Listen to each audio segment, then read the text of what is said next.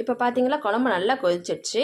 இப்போ நம்ம மீன் ஆட் பண்ணிக்கலாம். சங்கரா மீன் 1/2 கிலோ சங்கரா மீன் எடுத்து க்ளீன் பண்ணி வச்சுருக்கோம். இதுதான் சங்கரா மீன் எடுத்து க்ளீன் பண்ணி வச்சுருக்கோம். இப்போ நம்ம குழம்புல ஒன்று ஒன்றா எடுத்து போட வேண்டியதுதான்.